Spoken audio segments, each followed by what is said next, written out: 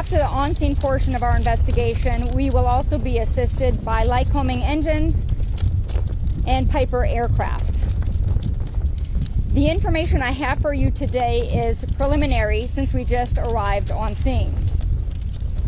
I can confirm the preliminary information that we have, which is that a Piper J3 Cub with 2 persons on board collided with a Piper PA-28 Cherokee, also with 2 persons on board. The Cub was out of Jack Brown Seaplane Base. It had an N number of N10510.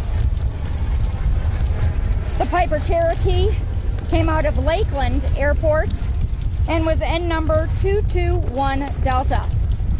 Of the 4 deceased, 3 have been recovered.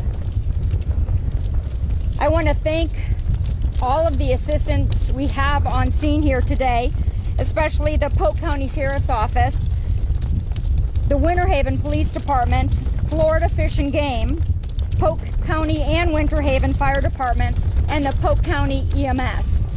This is a joint effort. On the on-scene portion of our investigation, we will be looking at the man, the machine, and the environment. And that, I mean, we will be looking at the pilots, their airplanes, and the environment. Once we recover the airplanes today, and probably tomorrow also, we will be taking them to a secure location where we can do a more in-depth layout. Because this was a mid-air collision, it will be very important for us to look at the impact signatures in order to determine the angle of impact of these 2 airplanes.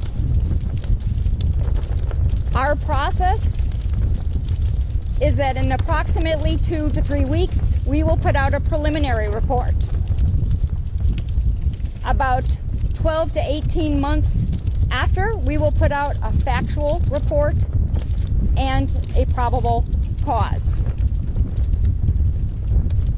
I can tell you, based on the preliminary information that we have so far, that the Piper Cherokee was doing pattern work at the Winter Haven Airport. They were practicing touch-and-go maneuvers and had completed several of these maneuvers in a left-hand traffic pattern. The J3 Cub, which is a high-wing airplane, was maneuvering over the lake to enter the normal approach for Lake Jessie, actually for the seaplanes Lake Jessie. With that, because we have just arrived on scene and have much work to do, I can take maybe 2 or 3 questions, and then I'll have to call it quits. Can you talk about the recovery, what you guys, the process will take to bring these planes in and recover them? So we have special diving and recovery teams. The visibility in the lake has been very, very poor, about 8 inches. So we have specialist divers. They will actually be attaching floats to the aircraft to raise the Cherokee, which is resting on the bottom. The J3 Cub is floating inverted on the surface of the lake. And with these conditions, how challenging is that going to be today? It's very windy out here. I would not expect it to be very challenging. These are professional people. This is what they do. We had very forward-thinking people from the local area that attached a life preserver to one of the wreckages so that we could track it, even though it was underwater. So I think we're in good hands. Any time frame on this? We'll see when we get started. And which plane still has someone inside? The J3 Cub has 1 person still on board. And with that, I'm sorry to end things. I know you all. Okay, I will take 1 more question. It seems like there are parallel tracks going on here, information and the job of recovery. Can you explain that there are 2 things that you're involved with? So absolutely, first off is recovery of the passengers. Then we recover the aircraft. We need to preserve it. We need to document everything.